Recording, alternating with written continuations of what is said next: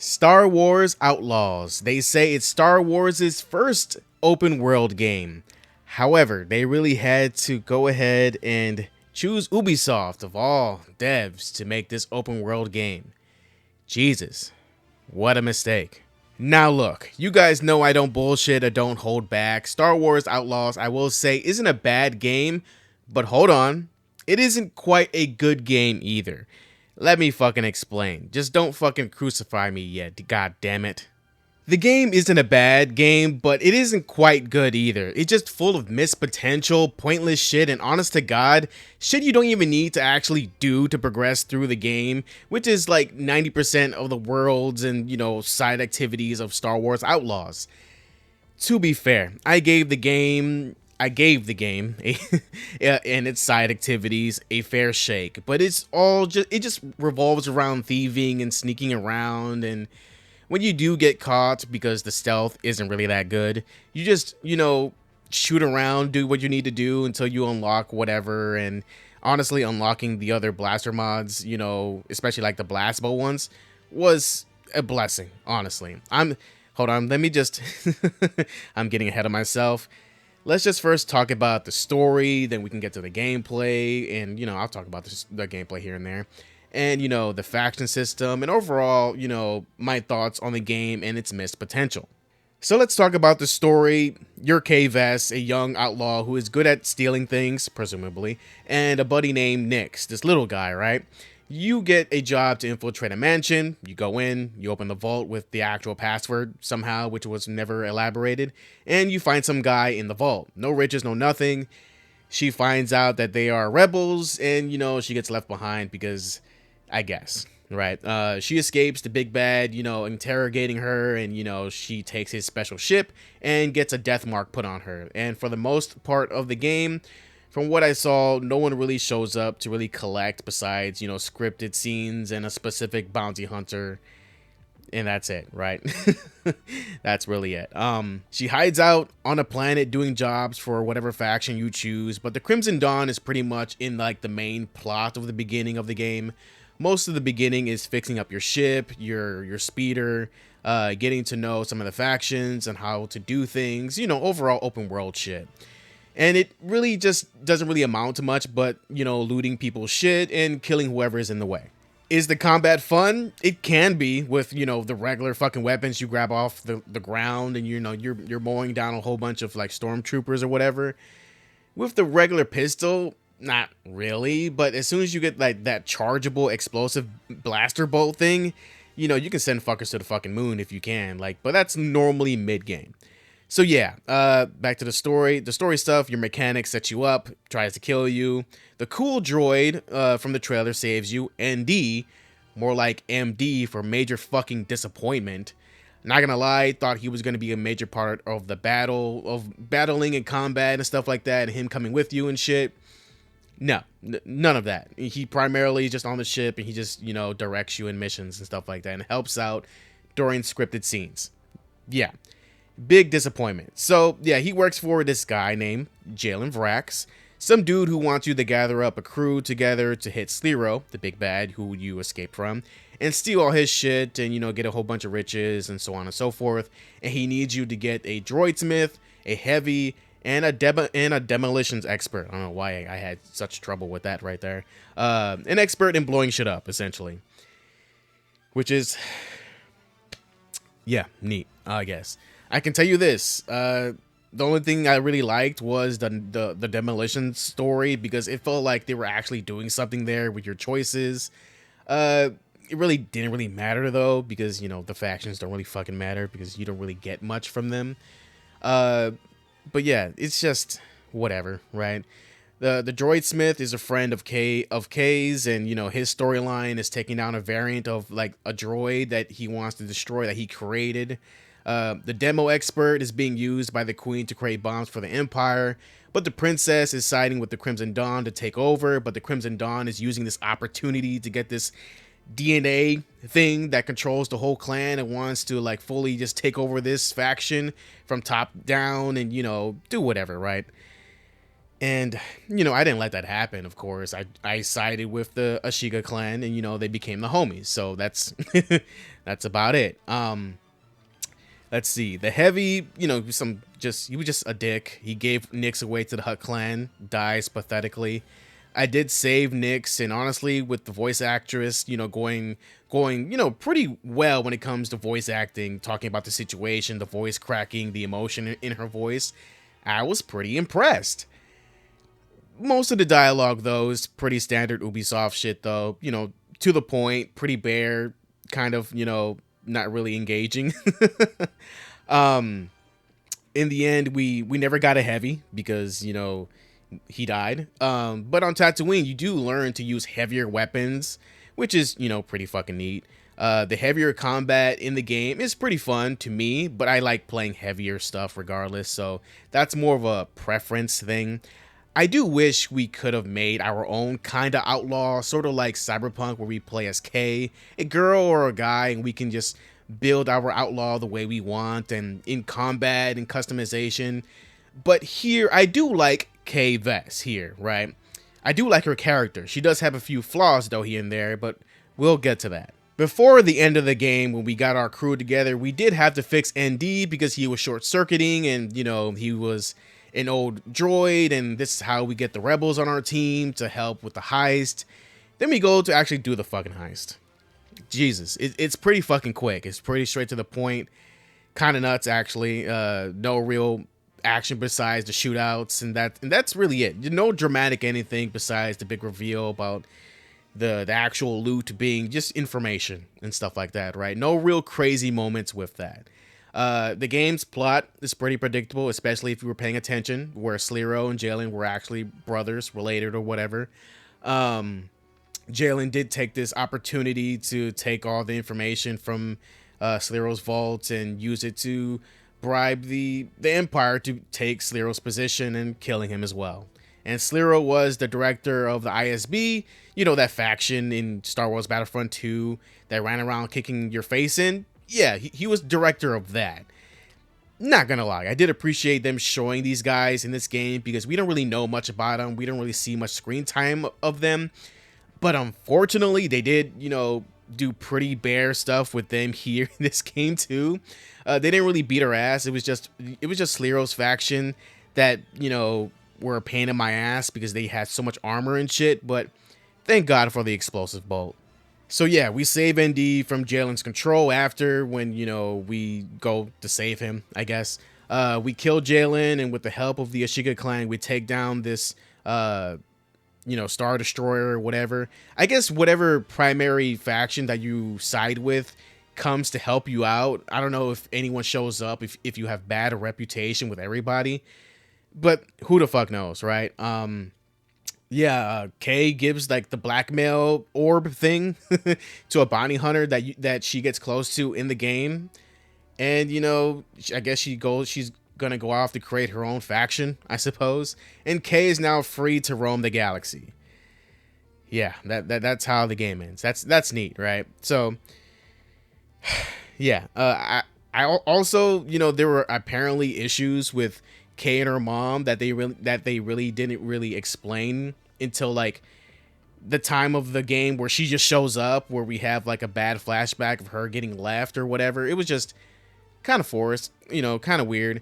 Also kind of weird, the distinct lack of guys in the game, like the teachers and stuff that teach you shit, mainly girls with like 3 guys, like the father figure dude, Lando, yes, him, and some kid that helps with a speeder that helps you like fly over water and shit. Most of the guys are from the factions. They aren't really part of the main story either way, and yeah, like I don't really have a problem with it, but it's kind of noticeable when all you see is just pretty much women in your game. So I'm sitting here like, okay, whatever, right? There is Jabba, there is Sliro, there is Jalen, the dude from the Pikes, and the mechanic dude, whatever, right? Yeah, Jalen and Sliro, typical bad guys, while the rest are just scum. Not to say that the Crimson Dawn and aren't scum, or the Ashiga clan aren't, or whatever they do. It's just that they had more screen time, and it's pretty evident that, more of the female cast and more of the female characters had more screen time in the main, story than the actual side stuff. I mean, I guess, right? Than guys in the main story, right? But does it really matter? No, but I did notice it, and it's noticeable, right? It's not a problem. It's just noticeable. So it's whatever. I almost didn't really notice it until, like, I started looking at all the teachers and, just the pattern of how I unlocked them with just mainly women. And some of them I didn't really realize it was women, like the gunslinger sheriff. I didn't even think it was a girl. Like, I thought it was a dude until, like, I actually started paying attention. I'm like, oh shit, that's an actual girl. I didn't even think, like, the one contractor girl was a girl. Like the first initial person you meet on your initial planet. I didn't even think it was a girl until, like, I started paying actual attention. I'm like, oh, okay, I guess. The abilities that these teachers also give you, pretty neat, pretty interesting stuff. But they do require you to do some challenges and get some material from buttfuck nowhere. And to be honest, most aren't really necessary, right? Even the weapon mods I didn't fully upgrade because it really wasn't necessary either. I mean, you could, I'm not telling you not to, but I didn't beat the game with, like, all of them unlocked. I don't even think I unlocked, like, the last weapon mod or anything, right? So it's not really necessary, right? You can pretty much stealth through most of it if you're good enough and if you take enough time to do so. But does it really matter though? Because K can punch the fucking dog shit out of most people. Just 3-punch combo, motherfuckers. Unless they're wearing, like, super heavy armor or a robot or a fucking orc or whatever, right? Or Zarek Besh's, bullshit armor. But yeah, the counter prod for the win, right?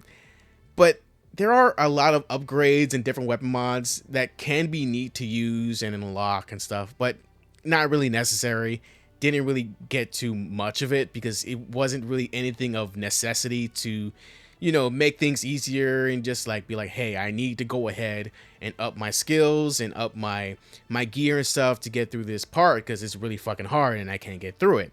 Or it's, like, really bad. It's, like, really bad and I want to get a certain thing from the game or a certain ending or whatever, right? It doesn't really help you with anything. It just helps, casually just going through it, but you don't really need it. Yeah, it's just, I was able to just, go through the game, just getting all the weapons from the ground and just, doing my thing, just going full on guns blazing with the weapons I find on the ground or, on the side of the walls, racked up or whatever. It doesn't really matter, right? I always pick up something stronger to help fuck everybody up, right? I can barely speak right now because I'm fucking tired and talking about this game because it's starting to fucking irritate me.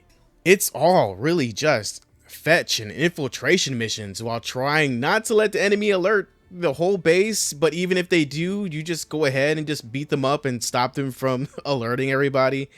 The AI and everything is just so fucking dumb, and having Nyx makes everything so much better, like so much fucking easy. And the fact that the AI just allows this little guy, this little bastard, to do whatever he wants and just steal shit, blow shit up, do whatever. It's it's just beyond me. Nyx is a cool little guy, cute little guy, and I like Kay, but she really isn't a scoundrel, but more of just a kid who steals for survival with no real ambition beyond, wanting to be free and, wanting to do what they want, I guess.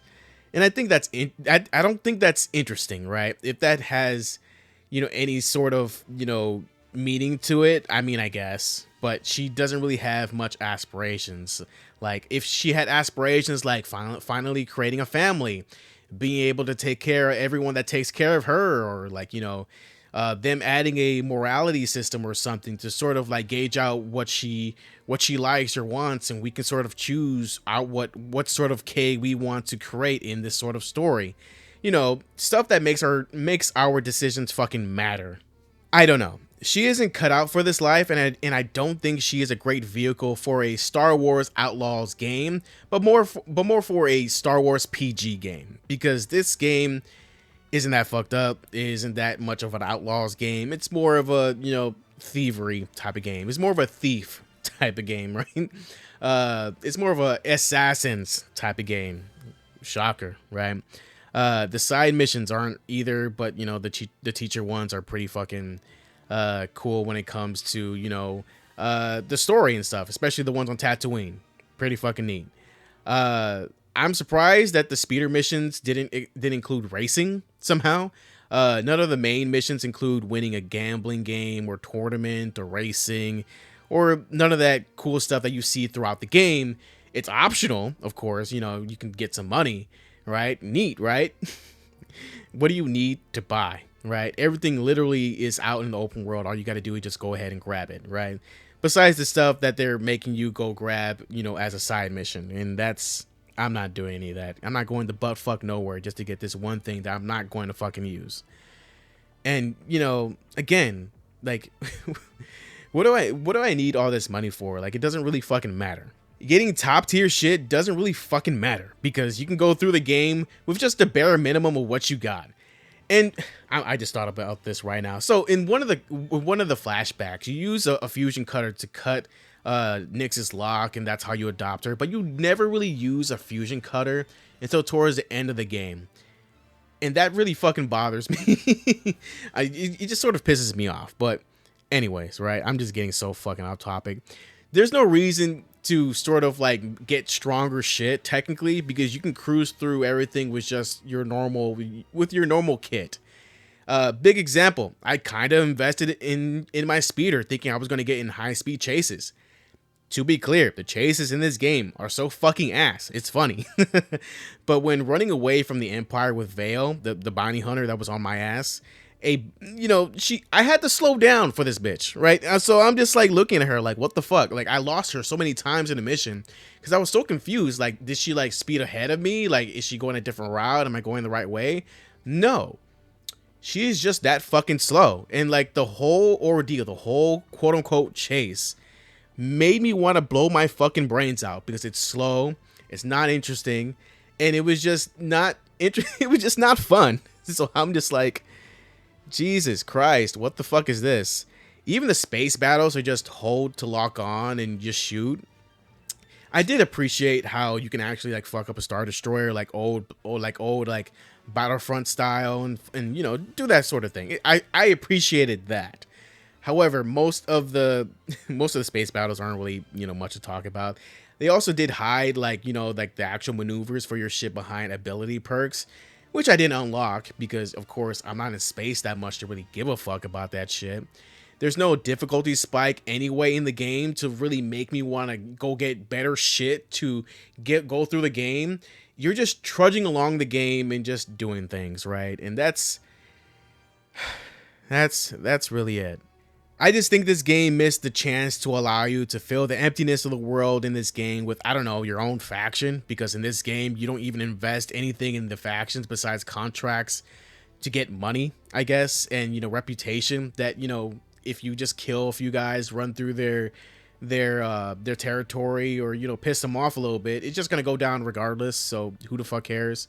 You don't get faction specific favors or abilities or even have faction specific storylines.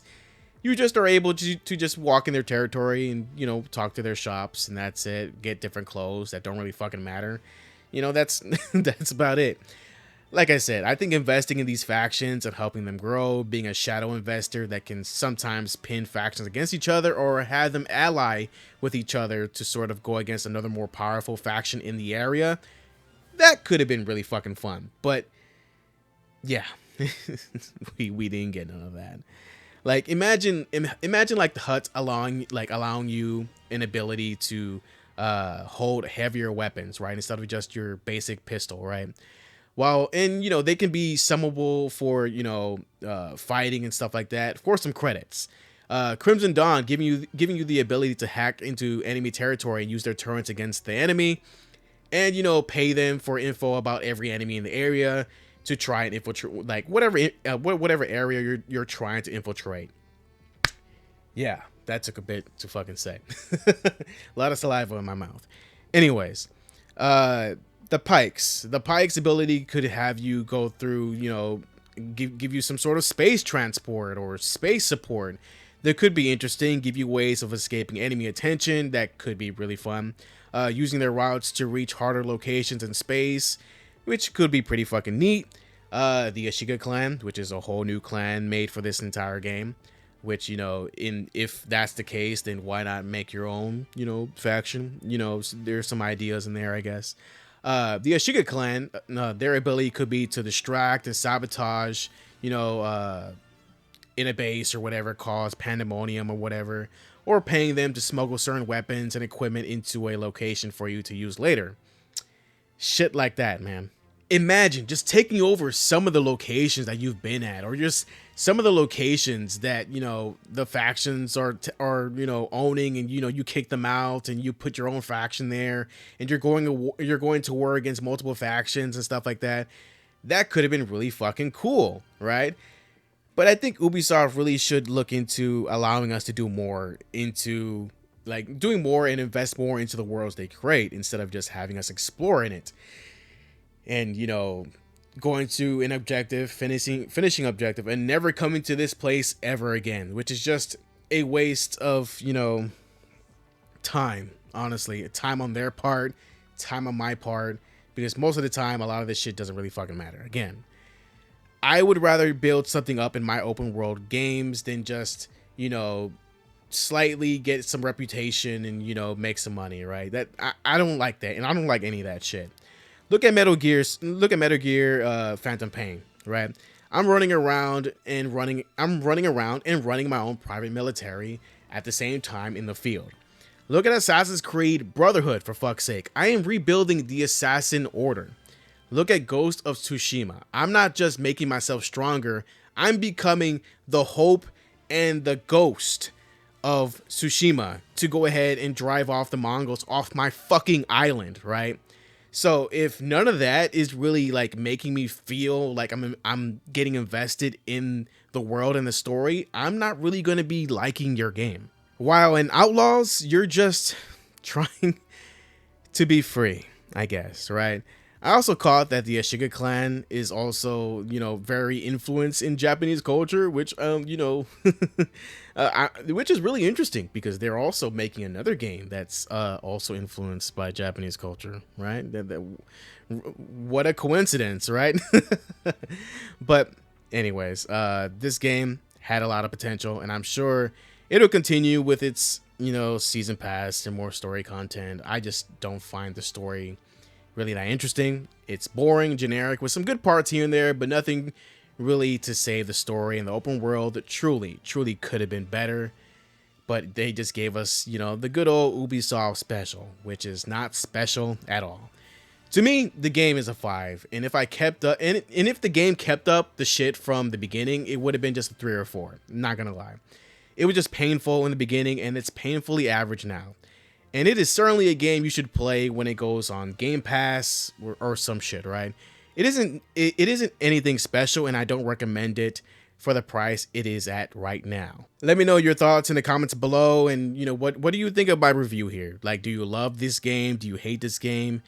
I already know that this game didn't reach like the projected needed sales to turn a profit or anything, but yeah, just let me know what you guys think personally about the game. I may not like it, but you may like it, and give me your point of view. I would love to have a discussion about it. And with that being said, my piece is now being thrown into the ether of the internet and YouTube. Have a great fucking day. Stay safe and healthy mentally, emotionally, and physically. See you guys later.